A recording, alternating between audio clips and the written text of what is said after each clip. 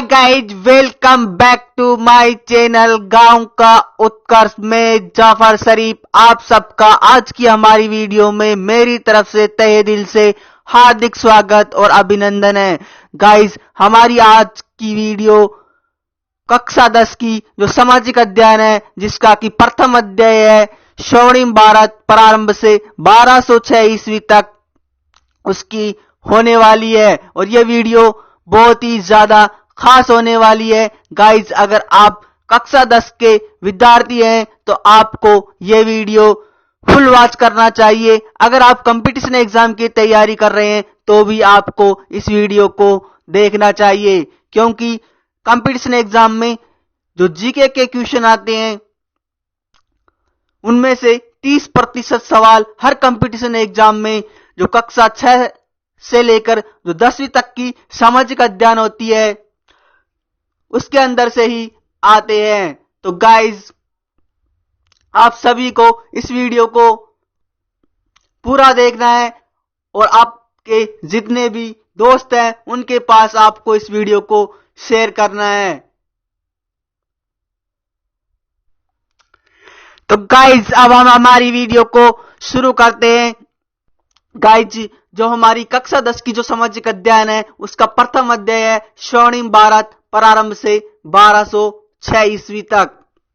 इसमें जो बोर्ड ने निर्धारित अंक यानी कि इसमें से जो 5 नंबर के जो क्वेश्चन पूछे जाने हैं और इसको जो 3 यूनिटों में बांटा गया है, उसकी पहली यूनिट है महाजनपद काल और जो इसकी दूसरी यूनिट है वो है मौर्य, शुंगु, सातवाहन, गुप्त, वर्धन, चोल, चालुक्य, पल्लव, पाल, परतियार, राष्ट्रकूट साम्राज्य।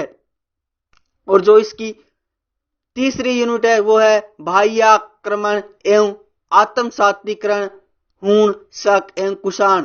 तो गाइज, जो हमारा अध्याय है स्वर्णिम भारत प्रारंभ से 1206 ईस्वी तक, उसको बोर्ड ने 3 यूनिटों के अंदर बांटा है और इसके 5 अंक निर्धारित किए हैं। तो गाइज, इसमें से एक क्वेश्चन 1 नंबर का और एक क्वेश्चन 4 नंबर का आने की ज्यादा से ज्यादा संभावना है। जो आपकी बोर्ड की एग्जाम होगी उसमें से इस पार्ट में से 2 प्रश्न आने वाले हैं, एक 1 नंबर का और एक 4 नंबर का।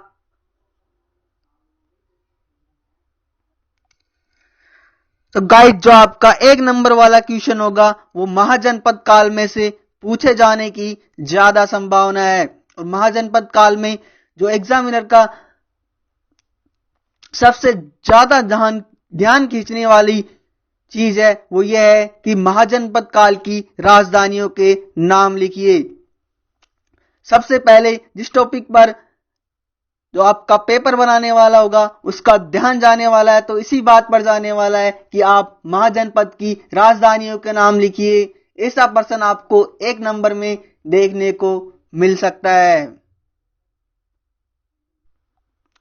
तो गाइस, कहने का मतलब यही है कि जो आपका बोर्ड का पेपर बनेगा उसमें जो पेपर बनाने वाला होगा तो उसका जो सबसे ज्यादा ध्यान खींचने वाला 1 नंबर का जो टॉपिक होगा वो यही होगा कि जो आप महाजनपद की राजधानी का नाम लिखिए। यानी कि आपको कोई एक महाजनपद का नाम दे दिया जाएगा और आपको उसकी राजधानी का नाम लिखना होगा।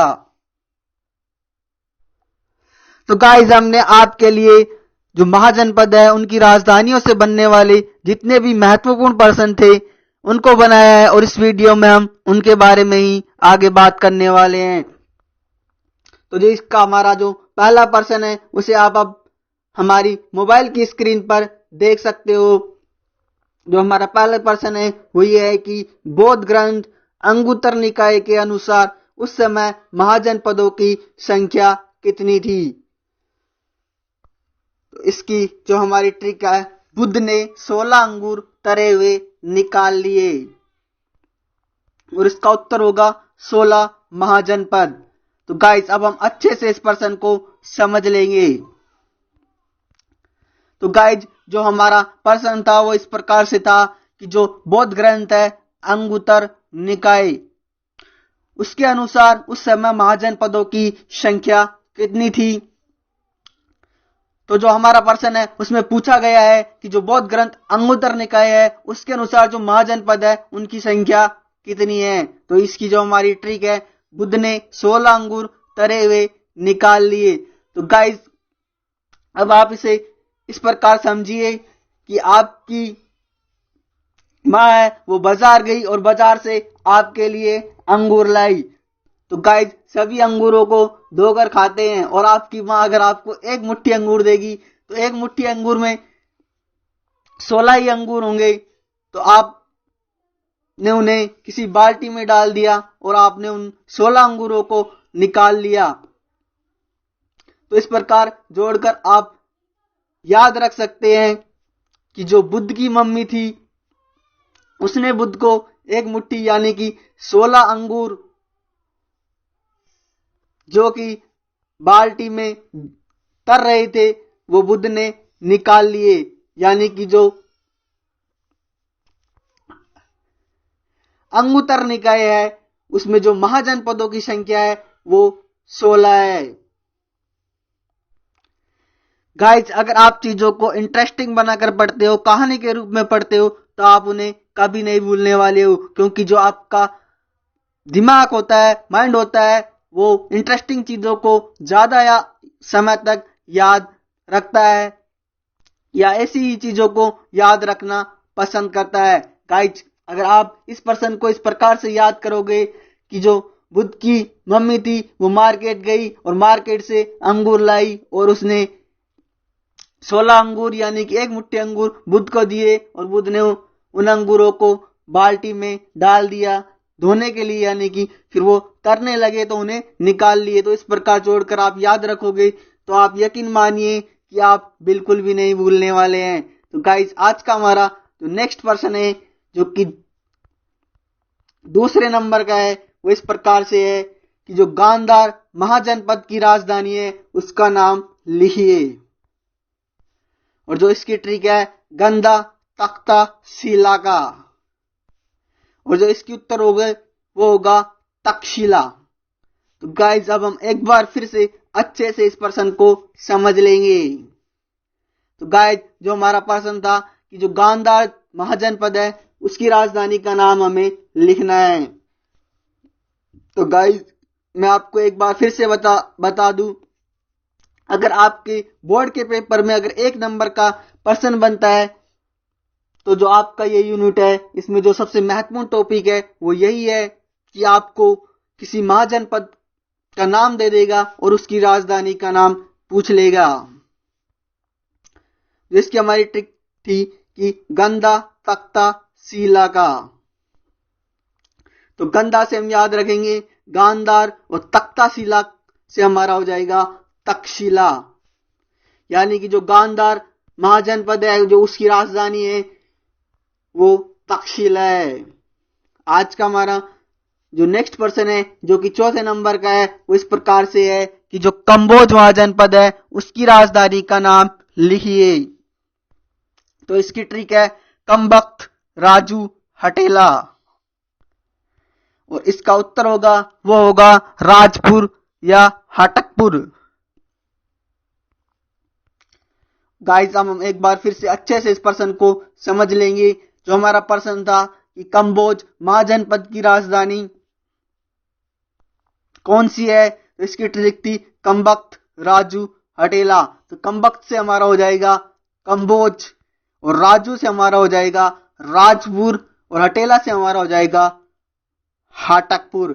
इस प्रकार हम बड़ी ही आसानी से इस प्रश्न को याद रख लेंगे।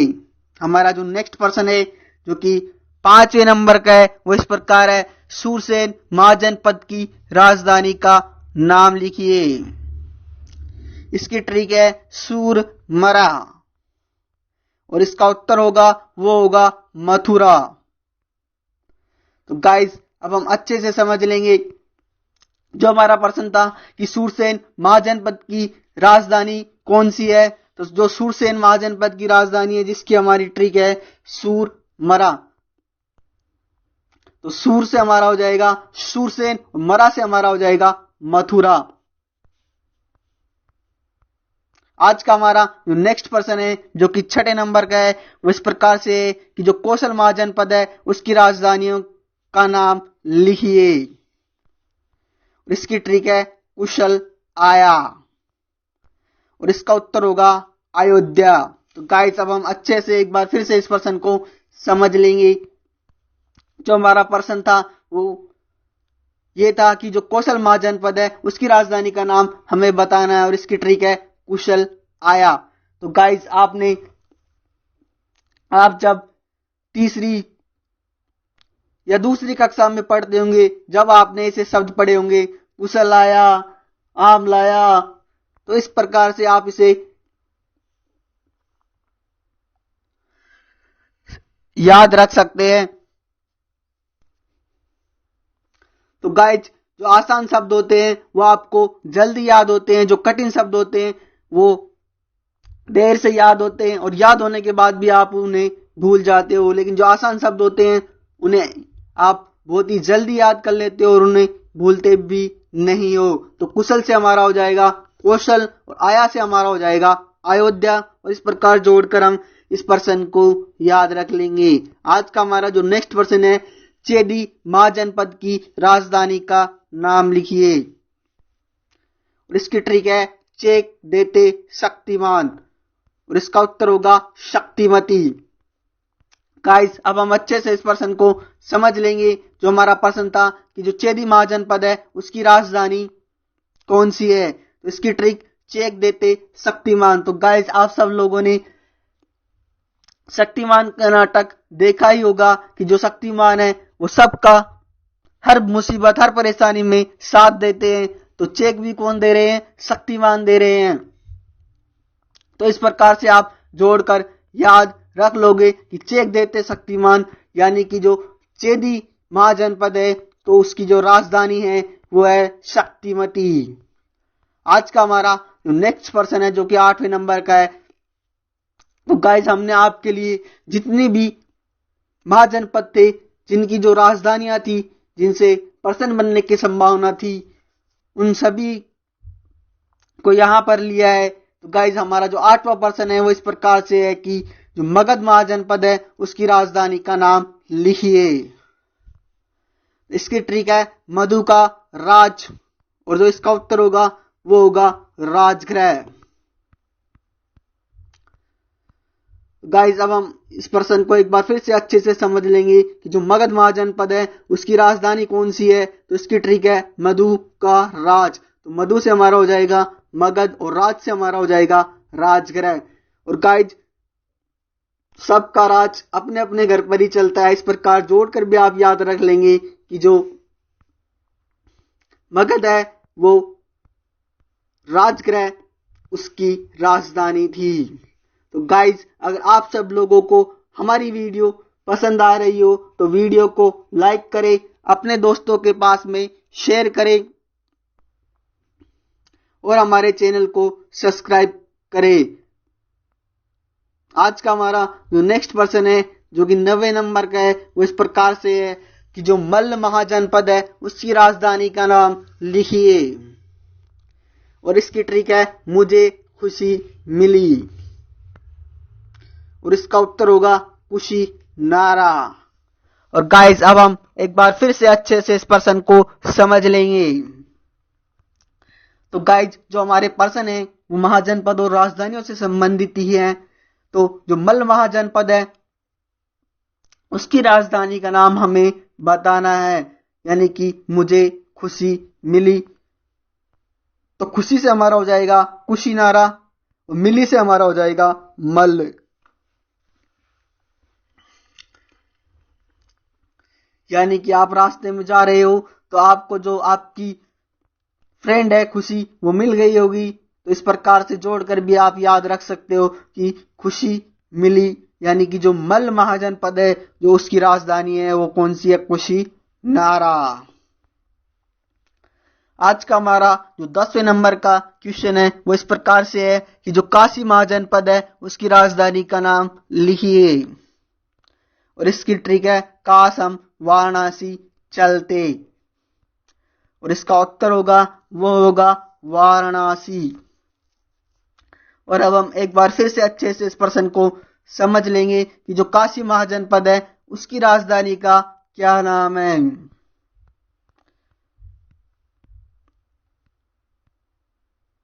तो गाइज जो इसकी हमारी ट्रिक है, काश हम वाराणसी चलते। तो गाइज वाराणसी एक धार्मिक स्थल है और वहां पर सभी जाना चाहते हैं जो कि हिंदू धर्म से संबंधित हो या किसी भी धर्म से संबंधित हो, तो देखने के लिए तो जा ही सकते हैं। तो गाइज इस प्रकार हम जोड़कर याद रख सकते हैं कि काश हम वाराणसी चलते। तो काश से हमारा हो जाएगा काशी, वाराणसी से हमारा हो जाएगा वाराणसी। आज का हमारा जो नेक्स्ट प्रश्न है जो कि 11वें नंबर का है वो इस प्रकार से है कि महाजनपद काल के सर्वाधिक शक्तिशाली राजतंत्रात्मक महाजनपदों के नाम लिखिए। ट्रिक वत्स, कुशल, आओ, मधु यहां है और जो इसका उत्तर होगा वो होगा वत्स, कौशल, अवंती और मगध। गाइस अब हम एक बार फिर से अच्छे से आज के हमारे इस प्रश्न को समझ लेंगे कि जो महाजनपद काल है उसके सर्वाधिक शक्तिशाली राजतंत्रात्मक महाजनपद है उनके नाम लिखिए। यानी कि हमें ऐसे महाजनपदों के नाम लिखना है जिनमें राजतंत्रात्मक व्यवस्था थी, यानी कि राजा वहां का प्रमुख हुआ करता था और जो कि सबसे ज्यादा शक्तिशाली भी थे। तो ऐसे जनपदों के नाम लिखने हैं। तो वो जनपद कौन कौन से थे इसकी हमारी ट्रिक है वत्स, कुशल, आओ, मधु यहां है। तो गाइस वत्स बालक को बोलते हैं। तो वत्स, कुशल, आओ, मधु यह है, यानी कि जो बच्चा है वो मधु को ढूंढ रहा था। तो वत्स, कुशल, आओ, मधु इधर है। तो वत्स से हमारा हो जाएगा वत्स, कुशल से हमारा हो जाएगा कौशल, आओ से हमारा हो जाएगा अवंती और मधु से हो जाएगा हमारा मगध। इस प्रकार हम इस शानदार सी और मजेदार सी ट्रिक की मदद से हम इस प्रश्न को आसानी से याद रख लेंगे। आज का हमारा जो 12वें नंबर का प्रश्न है वो इस प्रकार से है कि राजस्थान के प्रमुख जनपदों के नाम लिखिए और इसकी ट्रिक है जंगल में मरते सूर देखे शिव ने। और इसका उत्तर होगा जांगल, मत्स्य, सूरसेन और शिव। ये 4 ऐसे महाजनपद हैं जो कि राजस्थान के प्रमुख जनपद हैं। और गाइज एक बार फिर से हम अच्छे से प्रश्न को समझ लेते हैं कि जो राजस्थान के प्रमुख महाजनपद हैं वो कौन कौन से हैं। तो जंगल में मरते सूर देखे शिव ने। तो जंगल से हमारा हो जाएगा जांगल, मरते से हमारा हो जाएगा मत्स्य और सूर से हमारा हो जाएगा सूरसेन और शिव से हमारा हो जाएगा शिव। आज का हमारा नेक्स्ट प्रश्न है जो कि 14वें नंबर का है कि किस राज्य के राज चिन्ह में जय जांगलधर बादशाह लिखा मिलता है। तो गाइस इसकी ट्रिक है बिका जय जंगल का बादशाह, यानी कि जो जय था जो कि जंगल का बादशाह था वो बिक गया और जो इसका उत्तर होगा वो होगा बीकानेर। तो गाइस हम एक बार फिर से इस प्रश्न को समझ लेंगे। जो हमारा प्रश्न था कि किस राज्य के राज चिन्ह में जय जांगलधर बादशाह लिखा मिलता है। तो इस प्रश्न में हमसे पूछा गया है कि ऐसा कौन सा राज्य है जिसके राज चिन्ह में जय जांगलधर बादशाह लिखा हुआ है। तो इसकी ट्रिक है बीका जय जंगल का बादशाह, बीका से हमारा हो जाएगा बीकानेर। गाइस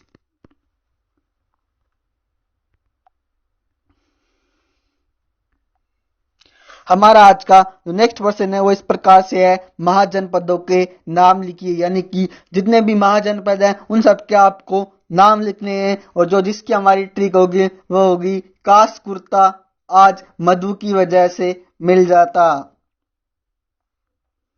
चलो वत्स, कुशल, 5 मरते सूर देखकर आंसू गिर आए। तो गाइस जो हमारे महाजनपद है वो कौन कौन से हैं देख लेंगे हम। काशी, कुरु, अंग, मगध, वज्जी, मल, चेदी, वतस, कौशल, पांचाल, मत्स्य, सूरसेन, कंबोज, असमक, गांधार और अवंती। ये जो हमारे 16 जनपद हैं उनके नाम हैं जिन्हें कि आप हमारी मोबाइल स्क्रीन पर देख सकते हो। तो गाइस अब हम एक बार फिर से अच्छे से इस प्रश्न को समझ लेंगे जो हमारा प्रश्न था कि महाजनपदों के नाम लिखिए। तो गाइस जो इसकी हमारी बहुत ही मजेदार और शानदार सी ट्रिक थी वो ट्रिक ये है कि काश कुर्ता आज मधु की वजह से मिल जाता। तो गाइस आपने किसी टेलर के पास में कुर्ता सिलाने के लिए दिया हुआ होगा और आपके की जो फ्रेंड है मधु उसने कहा होगा कि मैं आपको आपका कुर्ता बिना पैसों के भी दिला दूंगी, आ जाओ। लेकिन टेलर ने कहा होगा कि मुझे तो पहले ही पैसे ही चाहिए जब जाके मैं कुर्ता दूंगा। तो आप क्या कहोगे कि काश कुर्ता आज मधु की वजह से मिल जाता तो अच्छा होता।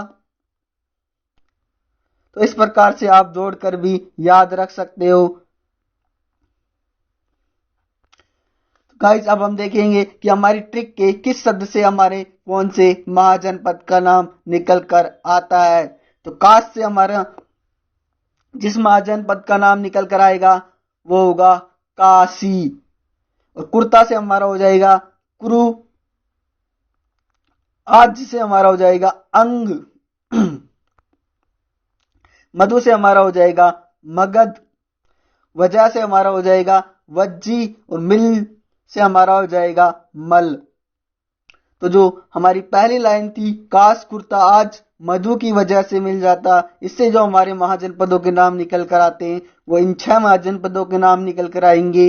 काशी, कुरु, अंग, मगध, मज्जी और वल।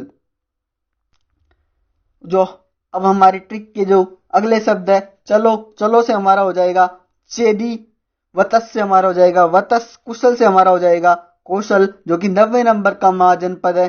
5 से हमारा हो जाएगा पांचाल जो कि 10वें नंबर का है।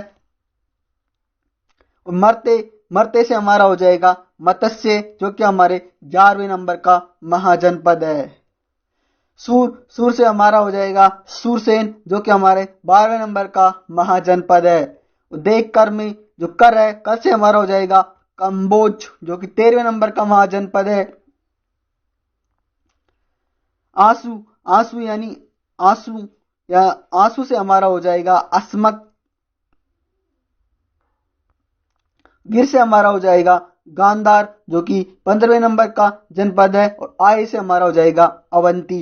इस प्रकार हम इस ट्रिक की मदद से जो 16 जनपद है उनके नामों को बड़ी ही आसानी से याद रख सकते हैं।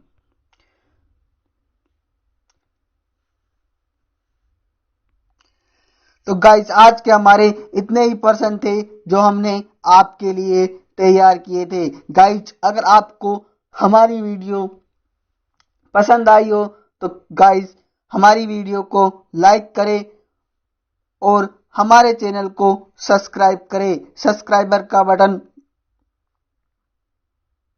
दबाएं जिससे कि हम आपके लिए और अच्छे अच्छे प्रश्न लेकर के आए। तो गाइस अब हम आपकी जो बुक है सामाजिक अध्ययन की कक्षा 10 की उसमें जो अध्याय दिया हुआ है उसको भी पढ़ लेते हैं और उसको भी समझ लेंगे कि उसमें से भी कौन कौन सी महत्वपूर्ण चीजें हैं या कौन कौन से महत्वपूर्ण फैक्ट हैं। तो गाइस जो आपका पहला अध्याय है स्वर्णिम भारत प्रारंभ से 1206 ईस्वी तक, यानी कि सोने का भारत शुरू से लेकर 1206 ईस्वी तक। तो गाइस पहले प्राचीन समय में भारत सोने की चिड़िया हुआ करता था, यानी कि हमारे देश भारत में बहुत ही ज्यादा सोना पाया जाता था, इसलिए भारत का नाम सोने की चिड़िया था। लेकिन विदेशी लोग प्राचीन काल में भारत आए व्यापार करने, आक्रमण करने और यहाँ का सोना अपने देशों में ले गए। तो गाइस अब हम जो हमारा पाठ है उसे पढ़ लेंगे। भारत का इतिहास एवं संस्कृति अपने प्रारंभिक काल से ही गौरवशाली रही है। उत्खनन और पुरातात्विक अवशेषों के आधार पर भारतीय संस्कृति का विश्वव्यापी स्वरूप दिखाई देता है। समुद्र पार प्रदेशों को द्वीपांतर कहा जाता था। तो गाइस जो समुद्र पार के जो प्रदेश हैं उन्हें द्वीपांतर कहा जाता था।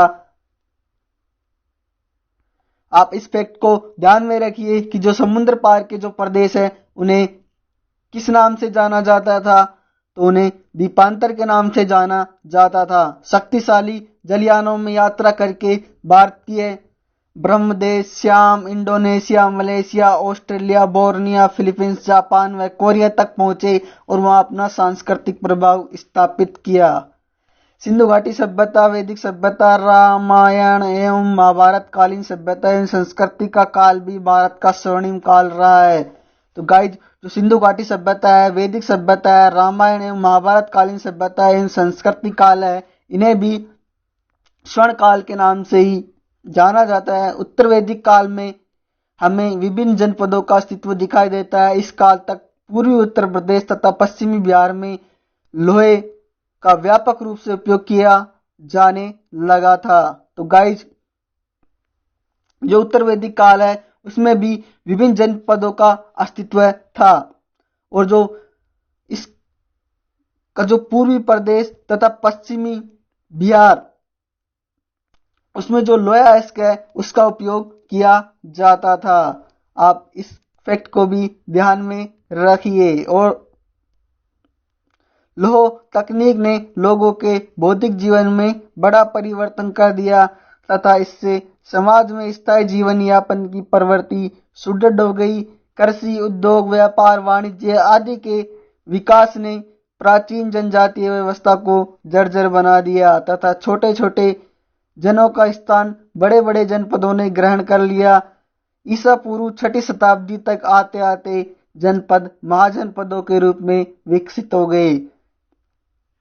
6ठी शताब्दी ईसा पूर्व में पूर्व के प्रारंभ में उत्तर भारत में सार्वभौम सत्ता का पूर्णतः अभाव था। संपूर्ण भारत अनेक स्वतंत्र राज्यों में विभक्त था। ये राज्य उत्तर वैदिक कालीन राज्यों की अपेक्षा अधिक विस्तृत तथा शक्तिशाली थे। तो गाइज जो इसकी हमारा महाजनपद काल 600 से 325 ईसा पूर्व तक। तो गाइज जो महाजनपद काल का जो समय है वो 600 से लेकर 325 ईसा पूर्व तक का है। तो 6ठी शताब्दी ईसा पूर्व में उत्तर भारत में अनेक विस्तृत और शक्तिशाली स्वतंत्र राज्यों की स्थापना हुई जिन्हें महाजनपदों की संज्ञा दी गई। तो गाइज जो 6ठी शताब्दी थी ईसा पूर्व में जो उत्तर भारत है उसमें अनेक विस्तृत और शक्तिशाली स्वतंत्र राज्यों की स्थापना हुई जिन्हें महाजनपदों की संज्ञा दी गई। विस्तृत यानी कि जो बड़े और शक्तिशाली राज्य थे उन्हें ही महाजनपदों की संज्ञा दी गई थी जो कि 6ठी शताब्दी ईस्वी में उत्तर भारत में स्थित थे। तो उन्हें क्या कहा गया? उन्हें महाजनपद कहा गया। बौद्ध ग्रंथ अंगुत्तर निकाय के अनुसार उस समय 16 महाजनपद विद्यमान थे। तो गाइस इसको हमने आपको पहले भी बता दिया है कि बौद्ध ग्रंथ अंगुत्तर निकाय के अनुसार उस समय 16 महाजनपद थे वो विद्यमान थे। यहाँ पर महाजनपद और उनकी राजधानियों के नाम दिए हुए हैं। तो महाजनपद का नाम है काशी, उसकी राजधानी है वाराणसी। जो हमारा दूसरे नंबर का जो महाजनपद है वो है कुरु और इसकी राजधानी है इंद्रप्रस्थ। तीसरे नंबर का जो हमारा महाजनपद है अंग, उसकी राजधानी है चंपा। और जो चौथे नंबर का हमारा महाजनपद है मगध, उसकी राजधानी है राजगृह या गिरिव्रज। हमारा 5वें नंबर का जो महाजनपद है वज्जी, उसकी राजधानी विदेह और मिथिला। हमारा 6ठे नंबर का जो महाजनपद है मल, उसकी राजधानी कुशावती या कुशीनारा। 7वें नंबर का चेदी जिसकी राजधानी शक्तिमती या सोथिवती। हमारा 8वें नंबर का जो महाजनपद है वह तस, उसकी जो राजधानी है वो है कौशाम्बी। हमारा जो 9वें नंबर का महाजनपद है कौशल, जो उसकी राजधानी है वो है अयोध्या। तो गाइज जो अयोध्या है यह बुद्ध काल में दो भाग, उत्तरी भाग की राजधानी साकेत और दक्षिणी भाग की राजधानी श्रावस्ती। तो गाइज आप इसे ध्यान रखिए कि जो कौशल महाजनपद है जिसकी राजधानी थी अयोध्या, वो बुद्ध काल में दो भागों में बट गई थी। जो उत्तरी भाग की राजधानी थी वो साकेत और जो दक्षिणी भाग की राजधानी थी वो श्रावस्ती थी। हमारा जो 10वें नंबर का महाजनपद है वो है पांचाल। तो जो उत्तरी पांचाल की राजधानी थी अहिछत्र और जो दक्षिणी पांचाल की राजधानी थी वो थी कापिल्य। हमारा जो 11वें नंबर का महाजनपद है मत्स्य, तो मत्स्य की जो राजधानी थी वो थी विराटनगर। जो हमारा 12वें नंबर का महाजनपद है शूरसेन, शूरसेन की जो राजधानी थी वो थी मथुरा, मेथोरा या सूरसेनाई। और जो हमारा 13वें नंबर का महाजनपद है अस्मक, जिसकी राजधानी थी पोतन या पाटेली। जो हमारा 14वें नंबर का महाजनपद है अवंती, तो इसकी राजधानी थी उत्तरी अवंती की राजधानी उज्जैनी और दक्षिणी अवंती की राजधानी महिष्मती। तो गाइज जो दक्षिण अवंती की राजधानी है महिष्मती, आप इस फैक्ट को ज्यादा ध्यान रखिएगा। आज का हमारा जो 15वें नंबर का प्रश्न है वो है गांधार। जो गांधार की राजधानी है वो है तक्षशिला। और जो हमारा 16वें नंबर का महाजनपद है कंबोज, कंबोज की जो राजधानी है वो है राजपुर या हाटकपुर। गाइस जितने भी महाजनपद है और जो इनकी राजधानी है आप इनके नामों को जरूर याद कर लीजिएगा, क्योंकि यहाँ से प्रश्न पूछे जाने की बहुत ही ज्यादा संभावना है। आपकी बोर्ड के एग्जाम में ही नहीं बल्कि कंपटीशन एग्जाम में भी अक्सर यहीं से प्रश्न पूछे जाते हैं। उपयुक्त 16 महाजनपदों में दो प्रकार के राज्य थे, राजतंत्र और गणतंत्र।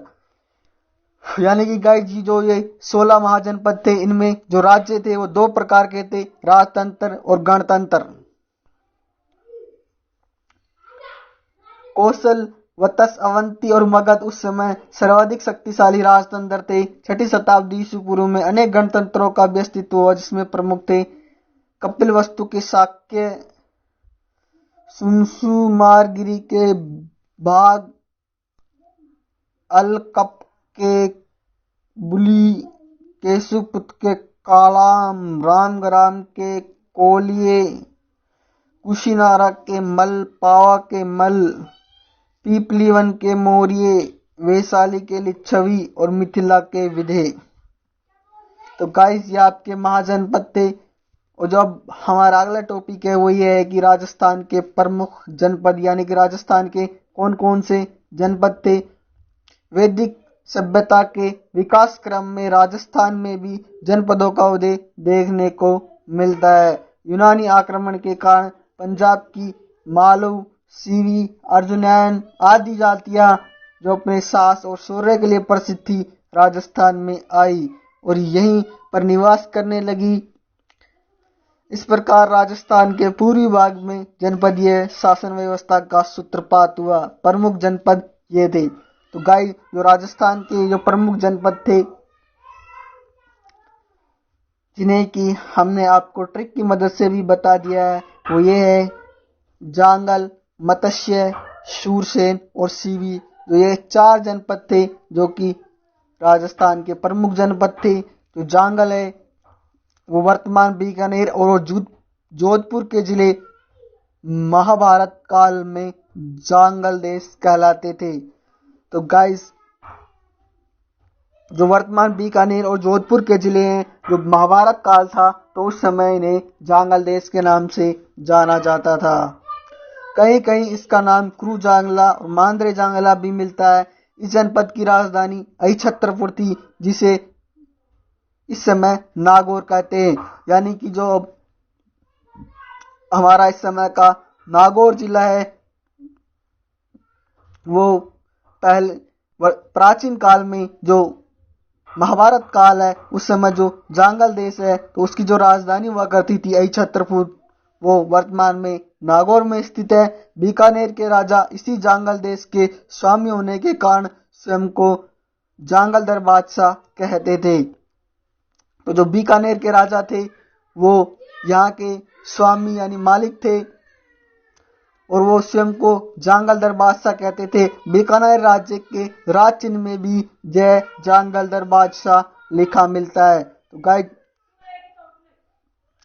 हमने आपको इसको ट्रिक के माध्यम से भी बता दिया है कि बीकानेर राज्य के राज चिन्ह में जय जांगलदर बादशाह लिखा मिलता है।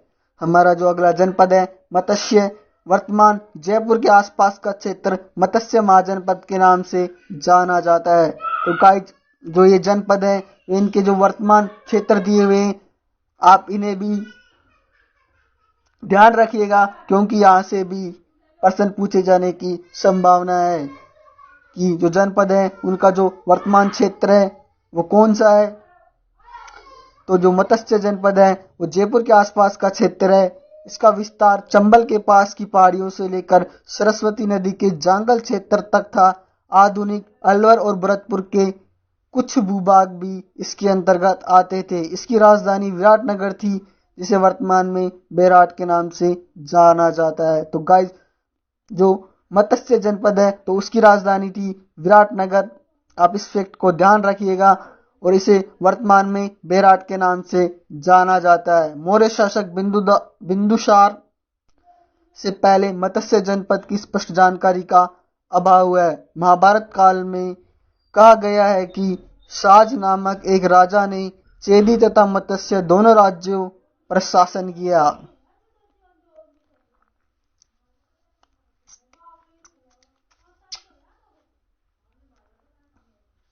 मत्स्य प्रारंभ में चेदी राज्य का और कालांतर में यह विशाल मगध साम्राज्य का अंग बन गया था।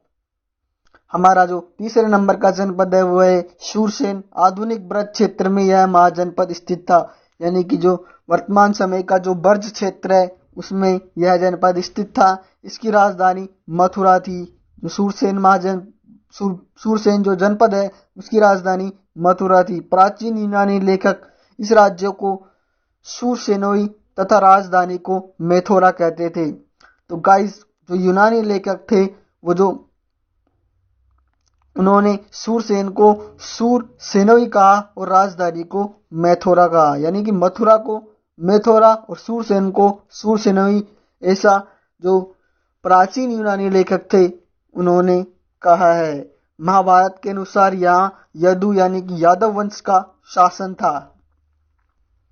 तो गाइस आप इस फैक्ट को भी ध्यान रखिए कि महाभारत के अनुसार यादव वंश का शासन कौन से जनपद में था। भरतपुर, धौलपुर तथा करौली जिलों के अधिकांश भाग शूरसेन जनपद के अंतर्गत आते थे। अलवर जिले का पूर्वी भाग भी शूरसेन के अंतर्गत आता था। वासुदेव के पुत्र श्री कृष्ण का संबंध इसी जनपद से था। सीवी जनपद की राजधानी शिवपुर थी तथा राजा सुशील ने उसे अन्य जातियों के साथ 10 राजाओं के युद्ध में पराजित किया। तो गाइस जो सीवी जनपद की राजधानी थी वो शिवपुर थी और राजा सुशील तथा राजा सुशील ने उसे अन्य जातियों के साथ 10 राजा जो 10 राज्य युद्ध हुआ था। प्राचीन शिवपुर की पहचान वर्तमान पाकिस्तान के शोरकोट नामक स्थान से की जाती है। तो जो प्राचीन जो शिवपुर है